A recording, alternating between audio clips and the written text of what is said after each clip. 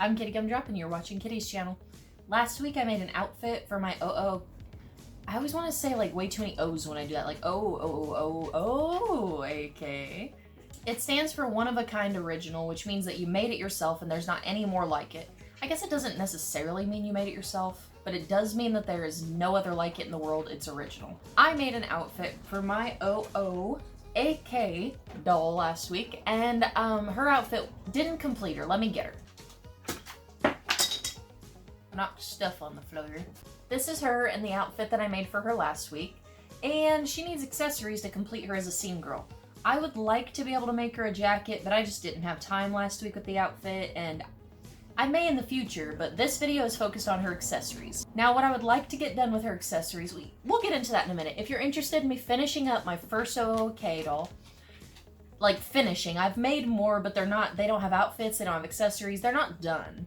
So this would be finishing up my very, very first OOAK doll. If you're interested in watching me do that, then go ahead and stay tuned. The doll I'll be using to try on all the accessories that I do make, or revamp if they're ones that already exist, is just the same Dracula doll that I used to make it, like one of the ones that are not very posable. I was using them as practice. So I'm going to be using her as a mannequin doll, because she's exactly what that one was before I changed her. So, hey, how's it going? Now, as far as accessories go, what I was thinking is she needs a hair bow, and she needs a belt, like, not necessarily a studded belt, because I didn't have all the materials to make anything studded, unfortunately, but we'll see what we can do with this. It's got polka dot lines on it, which might give like a simulation of a studded belt, you know what I mean? Yeah, you know what I mean. And then I wanted to give her some bracelets, and I wanted to give her a necklace where I make the charm out of Sculpey clay, which I got over here. And then shoes. Last but not least, she needs shoes. And I have shoes that I want to use, but they're not how I want them to look. So I'm going to repaint them and change how they look to match her. So that's what we're going to be making for her today. Shoes, a belt, some bracelets, and a necklace. And a hair bow. So if you're interested in watching me do that, this is what we're doing, and we're going to go ahead and get started, because that wasn't part of the intro. This is just me reiterating. I feel like the smartest thing to do first, of course, would probably be getting the white gesso on these so I can paint it. The important thing about this layer of gesso or gesso, I'm not sure how to pronounce it, so it's gonna come out of my mouth different ways, I'm sure. You don't want to get it too thick on this particular project, because then you're gonna have a bunch of chunks and lumps on the shoes, and that's definitely not the look I'm going for. You know, before I get too far with these, one of the things I was noticing about these shoes is when they came with a keychain, which was this little thing actually, but they have this loop on the back, and I know shoes have loops, but I think I'm gonna get rid of them. Yeah, that's way better. I like that. Got 2 coats on them so far, and the rainbow is disappearing, but that's not enough to fully cover it with purple, which is what I'm gonna do. I'm gonna fully cover it with this purple right here, because it matches a lot of the purple that I'm gonna be using on the doll. While I wait for the second coat to fully dry, I'm gonna go ahead and cut out the strip of belt that I'm gonna use. And to do that, because I'm so smart, I already have a Monster High belt right here. And I thought about using this one, but when I put it on, it covered the skirt in an unflattering way and didn't suit her, so we're gonna have to make a belt from scratch. However, I'm going to draw around this belt outline and extend it about 2 centimeters. I have no idea what I'm doing. I'm going to extend it about 2 centimeters. That way it'll go a little lower where the skirt is instead of like directly. It's covering her midriff where the skirt and the shirt are separating, and I don't want it to do that. So I'm gonna make a fabric belt to go a little bit lower and look a little bit better on her. Hopefully that works out. So I need a pencil. I didn't grab a pencil. Here I was, thought I prepared, and I'm pencilless. Got it traced, now I just gotta cut it out. And hopefully this is the size I need to go over the skirt and the hips and sit overlapping just a little wee bit. Come on, overlap just a little wee bit. All right. That's about what I want, a loose little belt that'll sit on the hip bones. Hopefully that'll do the trick for a little belt for her. All right, I'm gonna pop another layer of gesso on, and then I will move on to doing something else again. My nose is like running unrelentlessly. I'm gonna take a short, I almost said a short siesta. It's not even a short fiesta. I don't know what word I'm looking for. Help me. I'm gonna take a short break, and then I will be right back, because I gotta go wipe my nose, or it's gonna start dripping on my project, and that's not cute. I got the third layer of gesso put on, and while it's drying, I cut out this little strip, and I'm hoping, I mean, I know it's not gonna be perfect all the way across, because it's bent, but I'm hoping I can get a pattern of the spots on the belt, at least. That's what I'm hoping for. So I'm gonna put some liquid stitch on it, and then get it glued down, hopefully. Now I'm just getting all the excess trimmed off so I can fold it down, and so that it doesn't look bad when I fold it down. So I'm curving it along the edges, and then I'm gonna clip it in spots so that it lays flat. Otherwise it's gonna be all chunky and lumpy. And then I'm just gonna clip it in a few spots so it folds over easier on the curves. And do the same thing in the exact spots on the other side so that it's even and doesn't have any weird lumps when I lay it. Alright, let's hope this works. Getting covered in liquid stitch. I got liquid stitch all over my hands, and I can't tell if it's all coming off because my hands are in that like dry skin. Well, not dry skin, they're not dry. I've got dead skin and it's peeling, so I can't tell if it's all off or if it's dead skin. So I guess we're just gonna plow forward. But while the belt's drying, time to put yet another layer of gesso on the shoes. That's taken a little longer than I thought, but I'm only putting it over the rainbow at this point and the shoelaces because the rest of it's already white and covered in gesso, so I don't need that much. So I don't exactly know how to make a hair bow, but I'm gonna mess around with this fabric until hopefully I get something that looks like a bow. Probably gonna sew it together once I get to that stage, but we're not to that stage yet, so here we go. Start trying to fold this over into sections and then see if I can get it maybe into just like a cute little bow. Just like that. Figured out the bow, actually in one try, so I'm not too upset about that. I don't know why I'd be any upset about that. I'm not upset about it at all. I'm excited. So all I did is I took this and I folded it in thirds so that that's overlapping. A little better than that, but... Anywho, so I have it in thirds now. And now that I have it in thirds, you fold it the other way in thirds again, but so that it's just overlapping, and then you just squish it, and it's a bow. So that's what I'm going to be putting on her head.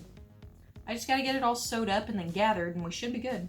I'm pretty sure when you sew a gathering thread, you're supposed to sew it loose so that you can pull it at the end, so that's what I'm doing. I'm sewing very, very big stitches so that I can pull it into a bow. So I have this, and now I'm just gonna pull very gently down so that it gathers slowly so that I don't break my thread. Oh no, I did exactly what I didn't want to do. I broke the thread.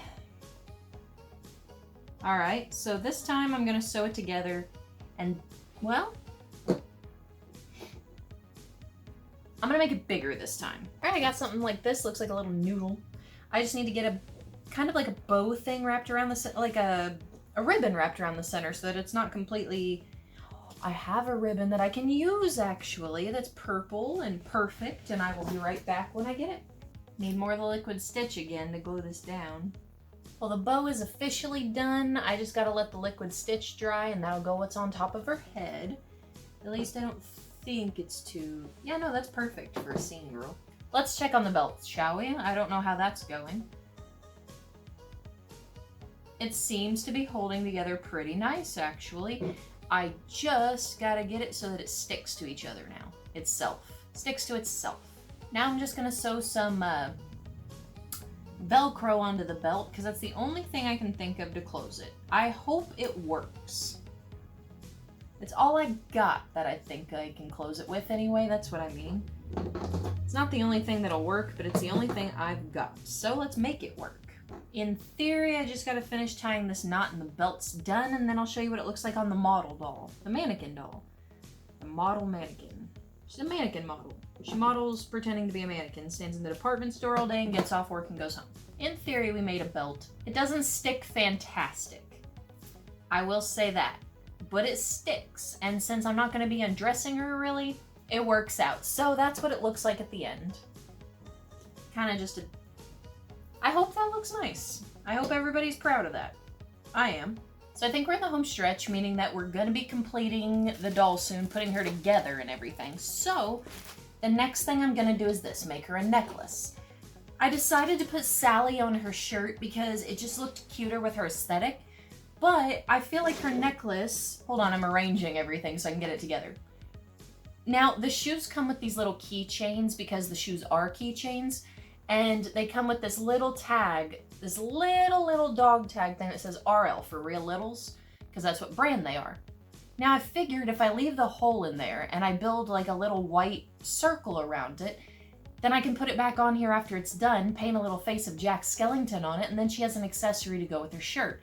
And the outfit looks a little more cohesive as a unit. We want to be a unit. Anyway, that's my plan, and I'm going to start doing that out of Sculpey air dry clay because it's lightweight and cheap, but still it's decent quality, so you're not like just getting garbage. I really don't even need that big a piece. Alright, so I just have the tiniest piece of little air dry clay, and I'm gonna get it formed around this pendant, I guess. Now I just need to poke a hole back in it so I can still... Where's the top? Ah. Where's the needles? I put everything up. I didn't think I'd need it. Alright. I got the hole first try. Look at that, threaded right through it. Now I just gotta wiggle around so that it's a hole. Now I just gotta let this little piece dry and then I'm gonna paint it. Now it comes time to paint the shoes, and I'm just gonna be painting the Converse part purple, and I'm not sure what I'm doing with the shoelaces just yet. I figure we'll get to that here in a minute. Whew, I got the first coat of purple paint on there. See? First coat of purple paint. Anywho, so I got that. I'm gonna let it dry, which really won't take that long. Probably like... Actually, I take that back. I did say I was gonna let them dry, but I'm probably gonna let them dry and then go spray some Mr. Super Clear on it so it still has a toothy grip to it, but so that it's covered again. That way I'm not moving around the paint and just picking up the layer before it. So I'm gonna do that real quick and then I'll be right back to finish everything up because I'm pretty sure all I have left to do is give the shoes one more coat of paint and put everything on her after I paint this little piece of clay right here that's gonna be a little Jack Skellington. In theory.